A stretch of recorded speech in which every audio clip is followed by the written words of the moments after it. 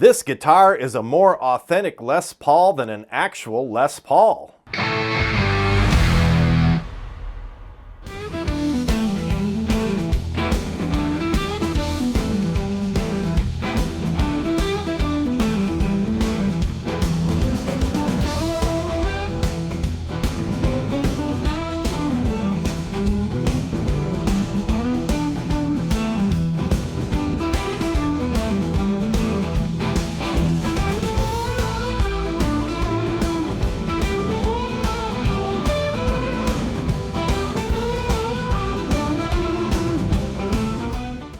So I'm back in the studio here. It's been kind of a long day. Takes me about 3.5 hours to get over to Kalamazoo from here. I'm on the east side of the state of Michigan, and they're all the way over on the west side of the state. So I left early this morning, got there about 11 o'clock or so. Met with Mike over there at Heritage Guitars. I just want to say thank you to Mike for his incredible generosity. It was a very interesting visit. Also want to shout out to Colin over there as well. So let me give you a little bit of backstory of what we did here. So I wanted to get a higher end guitar this year. I had given myself a $3,000 budget. I sort of put up some teasers on YouTube, asked about what you would buy if you had $3,000 to spend. I also put up the pictures of the Heritage guitars, the two different colors that I was considering, and then I asked about whether I should get a Gibson Les Paul or a Gibson SG, and that was before I had actually decided on the Heritage guitar. So I had kind of made up my mind that I was going to get a higher end guitar just so that I could use that as sort of a base for comparison. And since I take a lot of heat for claiming that cheaper guitars are just as good as more expensive guitars, and so I think in all fairness I should have a couple more expensive guitars for comparison purposes, and also because I've been very interested in this brand for a long time. This is something that kind of has been a long time in the making, because I've always wanted a guitar from Heritage, since they are in Michigan and they are working out of the former Gibson guitar factory. And so there's a few reasons for deciding to go with Heritage.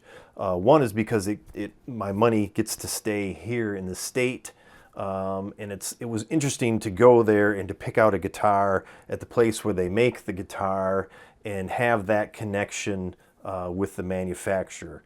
When we buy things, we don't normally have sort of that interaction with the person in the company building the product that we're buying. So that was really interesting.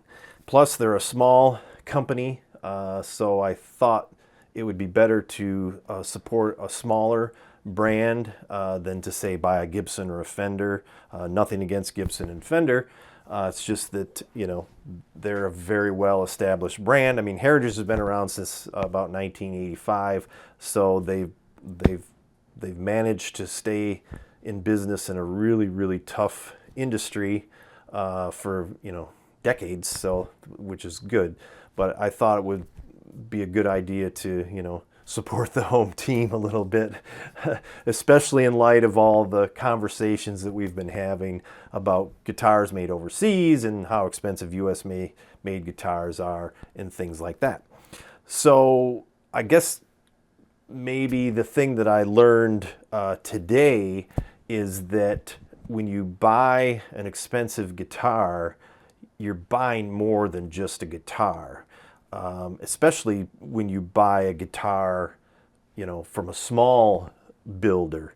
It was wild to actually see where my money was going.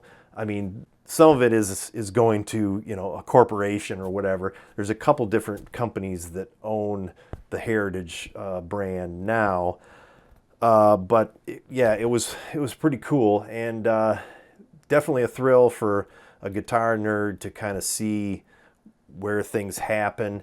And another reason behind wanting to buy from Heritage is just the history behind that building, and the fact that they're building guitars where Gibson used to make their guitars, where Gibson, was founded.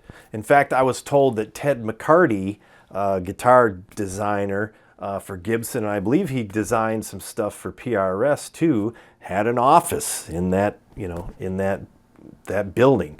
So you're really kind of stepping back in time in a way. So real quick, if you're not familiar with the story behind Heritage Guitars, basically Gibson Guitar Company used to manufacture mandolins before they started building their iconic guitars. And Kalamazoo, Michigan is where they started. There's actually a street in Kalamazoo called Gibson Street, which is near Parsons Street where the guitar factory is. And so they started building mandolins, and I think it was around the end of World War II that they switched to guitars.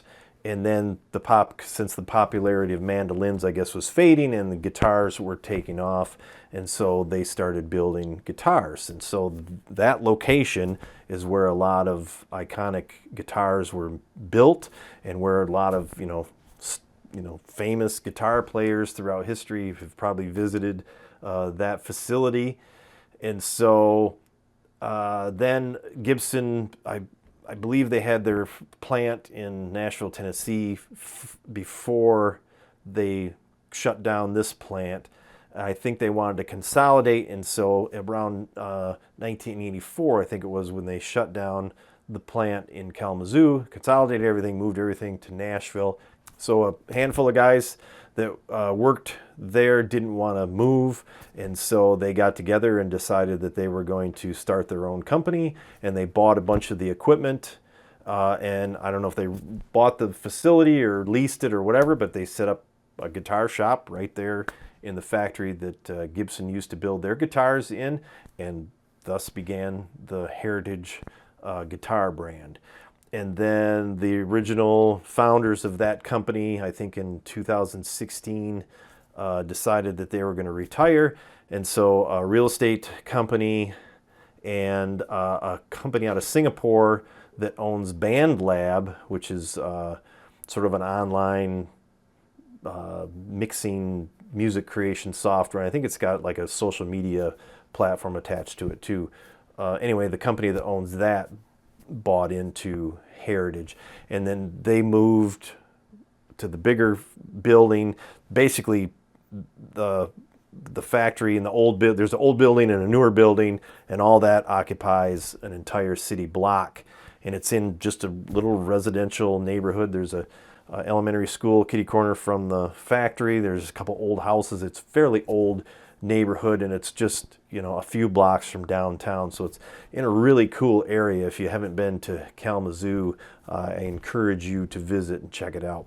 And so they've gone through some changes, and now they're building the Heritage guitars. Obviously they build some stock models, and then they do like a custom shop, and then they also build guitars for the Harmony brand. There's Harmony is still a brand, and it's they've got some new guitars out that look really sharp, and so they're building some of those too. And there sounds like they've got some big plans for the future, and the brand is doing well, and they seem to be doing well. It's a small shop though. There's about 50 employees there, and I believe Mike said that they turn out 14 completed guitars, 14 guitars a day, which doesn't seem like a lot to me, but it's, that's a small guitar company. So, and unfortunately I wasn't able to bring a camera in to the plant or anything, or take pictures. So I did take a few pictures of the outside. Unfortunately, the smokestack that used to be there that said Gibson on it, they've taken that down, and then the front door, it looked like a mahogany door with a mandolin cut out of it and the word Gibson across the top. Unfortunately, that's all boarded up. My guess is they took the door down to preserve it, because word is they're going to turn the old building at Parsons Street into a museum and like a cafe, restaurant, and maybe even some hotel suites in it. So we'll see. We'll keep an eye on that. That seems very interesting. So anyway, if you want more information about that, I will post some links in the description. I'm just kind of talking off the top of my head, so I'm probably not getting some of the facts and figures right, but I just wanted to kind of share that background with you real quick. And so let's get to this guitar that I bought today. Okay, so let's real quick go through the stats on the website, because that'll be easier, and then I'll check out the pickups for you so you can see how those measure. So this is it here. This is a H150. It's standard. It's a Les Paul style guitar in the original Sunburst. And let's see, it's got a curly maple top. It's a one-piece genuine mahogany body, not African mahogany.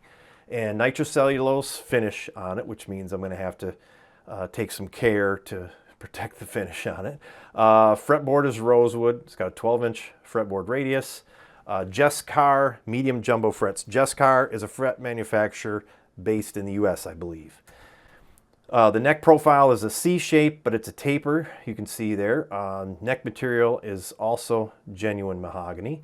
Scale length is 24 3/4, 22 frets, trapezoid inlays, a nice heritage logo on the headstock. Seymour Duncan 59 neck and bridge pickups, 2 volume, 2 tone, 3-way toggle switch. There's switchcraft switches, switchcraft input jack, CTS pots, and I have no idea what that is. The .022 UF Vichy capacitors, and a 2-pneumatic bridge with the stop bar. And then this says Elixir strings on it, but I'm pretty sure Mike said that they were, I think, Diodario. Maybe, I don't know. Brain. Nickel hardware.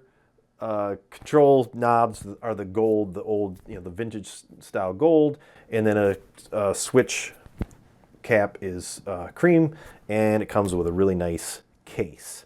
And I was told that the nut width is 1 11/16.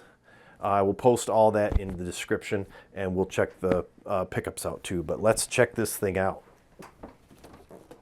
So you get a really nice hard shell case with it, with the logo emblazoned on the side of it.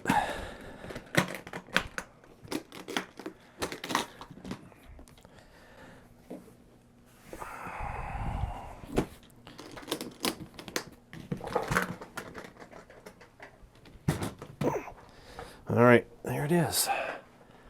Very nice looking guitar. This thing is heavy, so if you're not into the heavy Les Paul style guitars, I think they also make like a Les Paul Jr. style, and they make some semi-hollow body and hollow bodies. I'm going to put this on the scale real quick and see what it comes out to. Weight comes out to 9 pounds even.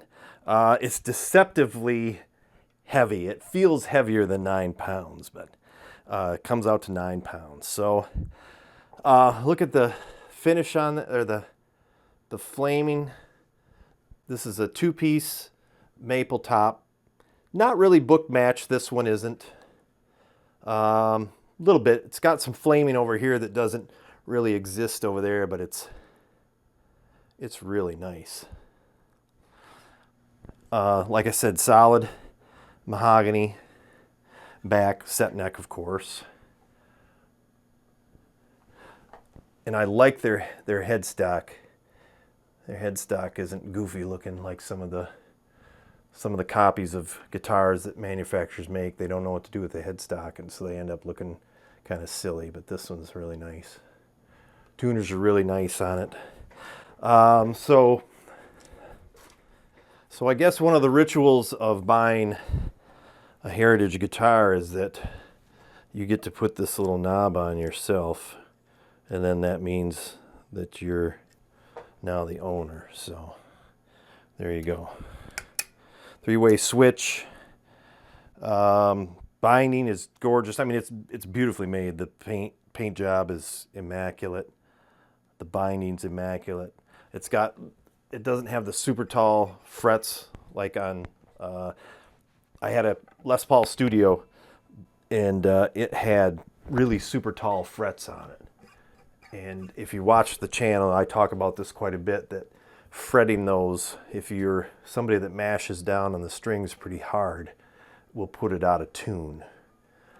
Because it's, you know, the string is stretching down across those tall frets. So I like these. These are nice lower frets, and they're pretty wide too. So, oh, let's check out the put it on a strap and see how it handles that. I'm sure there's not going to be any neck dive because the body is pretty heavy. So yeah, this is perfect. Perfectly balanced. Sorry about that. I didn't do the pickups. I wanted to do the pickups. Let's do those real quick. Okay, so the bridge pickup is coming in at 7.9 about. And the neck pickup is coming in at 7.28. And the middle, 3.79. But yeah, beautiful rosewood. The fretboard is flawless. It smells like lacquer. He said it was just made, so I mean, this is pretty much hot off the press as far as guitars go. Yeah, I'm not sure what else to say about it other than let's plug it in and play it. And as usual, we'll be going through Reaper with a Morgan Amps Suite plug-in, just for simplicity's sake.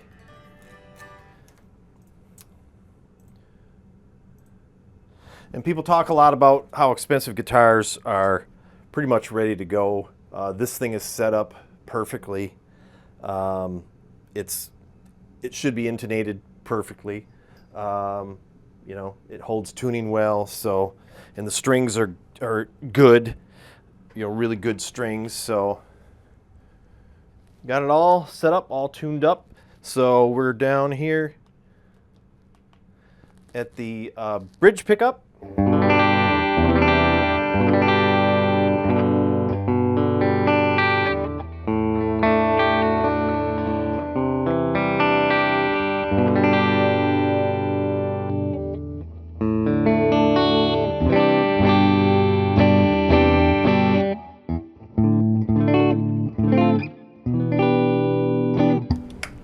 And the neck pickup.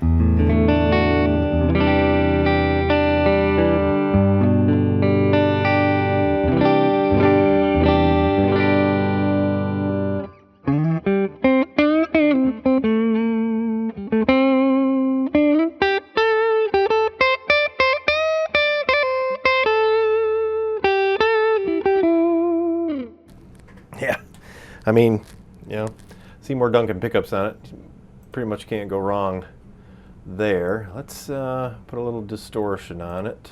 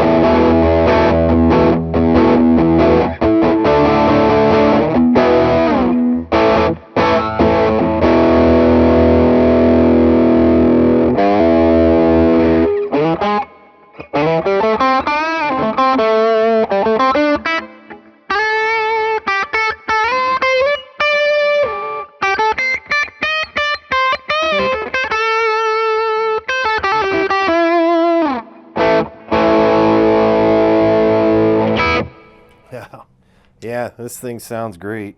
So anyway, there you go. That's the Heritage H150 Les Paul style guitar. Absolutely gorgeous guitar. I mean, when you pay pretty close to $3,000. I mean, these, I think the list price on them is $26. So it's pretty close. With taxes and everything, it's getting up there. And when you pay that kind of money for it, you expect it to be really good, and this is really good. And but it's different. It hits a little different than buying the cheaper guitars, because when you buy kind of $200, $250 guitar, a guitar that's this is 10 times the cost. I feel like I'm going to break it. I feel like, I got to take care of it, and, it just, there's a little different, a little different feeling when you're owning something like this. And I also feel like that, since I paid what I paid for it, that I want to play it. I don't want to just hang it on the wall or leave it in the case. That I want to get, kind of get my money's worth out of it and play it. So that's kind of a few of the differences just in the act of purchasing a more expensive guitar. I had told Mike over at the factory before I left that I probably wouldn't take this out of the house, but it's meant to be played. So, but it's so pretty. I don't want anything to happen to it. And the fact that I spent, over $2,500 on it, kind of makes you a little queasy. It's not, it's not just a beater, it's not just a guitar you can grab off the wall and, you're careless, not necessarily careless, but, not as careful as you would be with something like this. So it's a little nerve-wracking to have it, but it's also really kind of exciting. So I'm going to do some, not necessarily shootouts, but definitely kind of compare this. I'm really anxious to compare this to the Firefly that I've got. I right off the bat, I'm pretty sure this thing sounds better. You can get good tones out of that one, but this one I think sounds better, but that's the Seymour Duncan pickups in it. It's funny because, there are some subtleties between the differences between the cheaper ones and the more expensive ones. And I think I did a pretty good job of summing that up in the last video I did when I talked about running shoes and, an amateur runner versus a professional runner and running shoes. I mean, this is definitely a pro level instrument. And I think I stand by all my original, comments in those videos, in that this isn't necessarily for every guitar player. I feel a little awkward having a guitar this nice and expensive, because I don't, I'm not the greatest player. I don't play out. I don't need professional level gear. I think this is definitely professional level gear. So yeah, it's interesting. It's going to be interesting going forward how I frame my videos now. I haven't changed my mind about budget guitars versus expensive guitars. I think I've just gained a new perspective on things, and I think I'll be able to, make even better videos and be a little more educated going forward. So thanks everybody for tuning in.